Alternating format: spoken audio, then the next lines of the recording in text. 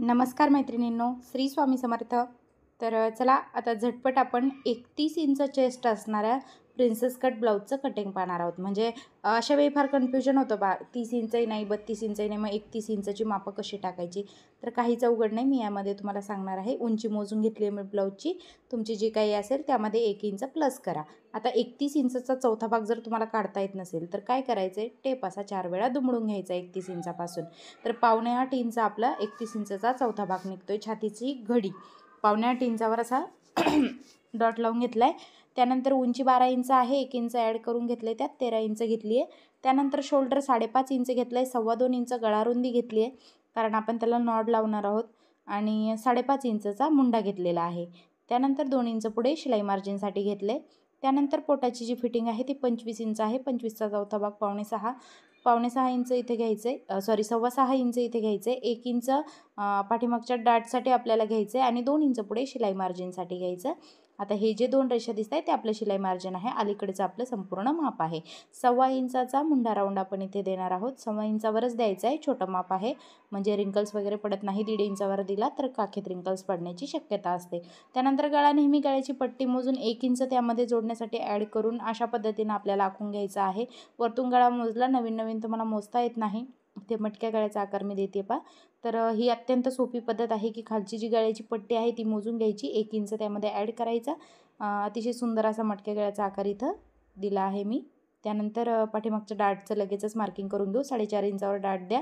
त्यानंतर उभा जो आहे तो 4-4.5 इंचाचा घ्या, जसा तुमचा गळा असेल त्या पद्धतीनं, आणि अशा पद्धतीनं इकडे तिरकं करून घ्यायचं आहे थोडंसं, कारण जो डार्ट आहे तो जेव्हा आपण मारतो म्हणजे शिवतो तर काय होतं, या बाजूने तिरकं कापड निघतं, असं कोण निघतो काखेत कडेला, मग रिंकल पडण्याची पण एखादा शक्यता असते. म्हणून असं तिरकं इथे कट करून घ्यायचं. तुम्हाला दाखवते पहा प्रात्यक्षिक लगेच मी.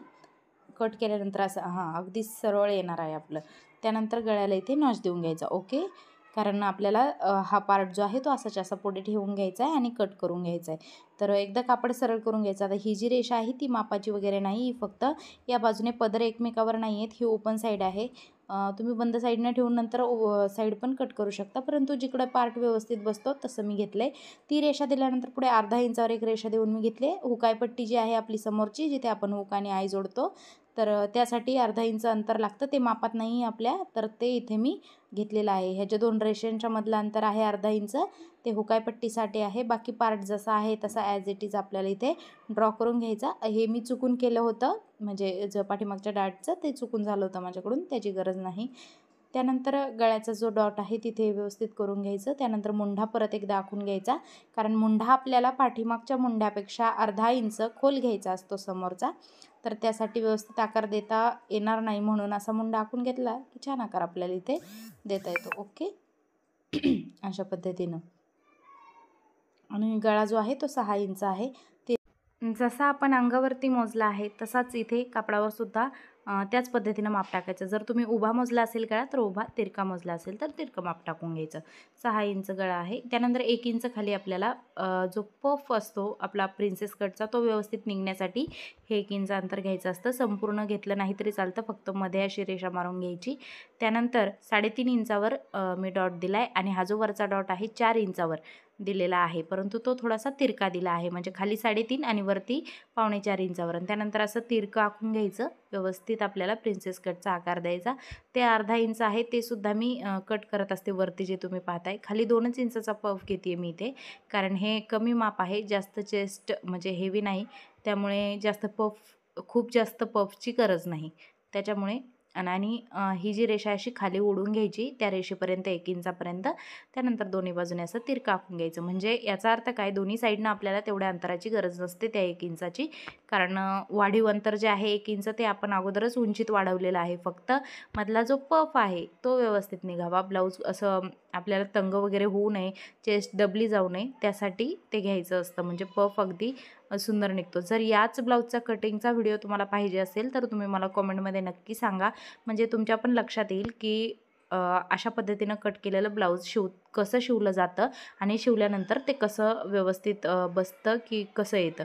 तर त्यासाठी जर तुम्हाला पाहिजे असेल व्हिडिओ तर मला कॉमेंट करा, मी उद्या व्हिडिओ टाकण्याचा प्रयत्न करेन. अशा पद्धतीनं जिथे आपण स्टार करून घेतला होता 4 इंचावर दोन्ही बाजूला नॉच दिले, कारण ते दोन्ही आपल्याला जुळवायचे असतात. म्हणजे बरोबर आपला पफ जो आहे तिथे वरती येतो आणि अगदी सुंदर येतो. अशा पद्धतीनं थोडीशी फिनिशिंग देऊन घ्यायची जिथे कानेकोपरे आपल्याला वाटते निघाले आहेत. आता झालं आहे आपलं पहा कटिंग. हा पाठीचा पार्ट झाला आहे, समोरचा प्रिन्सेस कटोरीचा पण पार्ट झालेला आहे. आता आपण स्लीव्हचं कटिंग करून घेऊ. अगदी झटपट सांगते पहा मी तुम्हाला इथे. आता स्लीव्ह जी आहे ती छोटीच आहे. तर अशा पद्धतीने काय करायचं, कापड एकदा सरळ करून घ्यायचं. त्यानंतर वरती हे जे आहे ते अर्धा इंच खालची जी रेषा आहे ते आपण सरळ करण्यासाठी मारली होती, ते कट करून घेतलं. वरती अर्धा इंच ही रेषा अर्धा इंचावर मारली आहे. ती याच्यासाठी समोरून आपल्याला दुमडायचं असतं त्यासाठी. त्यानंतर 3.5 इंचाची बाई आहे, 3.5 इंच माप टाकून घेतलं आणि वरती जोडण्यासाठी म्हणजे आपल्या खांद्याला जोडण्यासाठी अर्धा इंच म्हणजे संपूर्ण बाहीत 1 इंच अंतर आपण वाढवलं आहे. तुम्हाला जेवढं लागतं जोडण्यासाठी तेवढं तुम्ही वाढवू शकता. 1 इंच सफिशियंट आहे. त्यानंतर दंडघेर जो आहे तो 5 इंच आहे. तर अशा पद्धतीने 5 इंचावर मार्क करून घ्यायचं. त्यानंतर मुंडा राऊंड आपण मोजून घेऊ, म्हणजे आपल्याला बाही बरोबर बसायला हवी. 7 इंच येतोय. तर वरती शोल्डर सोडायचं असतं अर्धा इंच, परंतु मी वरतून घेतले कारण पुढचा मुंडा जो आहे तो अर्धा इंच खोलवलेला असतो. म्हणजे 6.5 जर येत असेल आपला शोल्डर सोडून तर आपल्याला तो 7 इंच घ्यावाच लागतो पाठीमागच्या मुंड्यावरून जर मोजला तर. 2.5 इंचाची खोली द्यायची इथे खाली. 2.5 इंचावर डाऊन करून घ्यायची बाही अशा पद्धतीनं आणि छान असा बाहीचा आकार देऊन घ्यायचा. अगदी सोपी पद्धत आहे, अजिबात अवघड नाही. अशा पद्धतीनं बाहीचं कटिंग आपलं 1 मिनिटात झालेलं आहे. दुसरा डिटेलमध्ये व्हिडिओ हवा असेल तुम्हाला बाही कटिंगचा तर तो सुद्धा मी चॅनलवरती अपलोड केलेला आहे. अशा पद्धतीनं 5 ते 10 मिनिटात आपलं प्रिन्सेस कटचं कटिंग होऊन जातं. तुम्ही नवीन असाल तर अगदी हळूहळू करा, म्हणजे घाई करू नका. पीस अतिशय सुंदर आहे पहा. तर त्यांना डिझाईनचं एवढं काही हे नव्हतं, ते म्हणाले मटका गळाच हवा आहे, त्यामुळे नाहीतर जेवढी डिझाईन आहे तेवढा गळासुद्धा सुंदर दिसला असता. तर अशा पद्धतीनं पहा, कस्टमर जे सांगेल ते आपल्याला ऐकावंच लागतं. तर इथे मी कटिंग करून घेते. आपले जे अस्तरचे पार्ट आहेत ते मेन पिसा फॅब्रिकवर कट करून घ्यायचे अशा पद्धतीनं.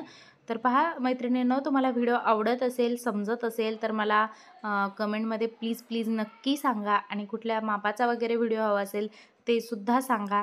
कारण मी थोडंसं मोटिवेशन येतं की आपण सांगितलेलं कुणाला तरी समजतंय, कळतंय, तरच व्हिडिओ टाकायला पण स्फूर्ती येते. नाहीतर मग असं वाटतं आपण व्हिडिओ टाकून जर कुणी पाहिलाच नाही किंवा कुणाला आवडला नाही, कुणाला समजलं नाही तर उपयोग काय. म्हणून नक्कीच जर तुम्हाला आवडत असेल तर मला कॉमेंट नक्की करत जावा. आणि व्हिडिओ पाहिल्यानंतर खूप लोक व्हिडिओ पाहतात परंतु लाईक करत नाहीत, एक लाईक नक्कीच करून जात जावा. तर व्हिडिओ शेवटपर्यंत पाहिल्याबद्दल खूप खूप धन्यवाद. Like, share and subscribe.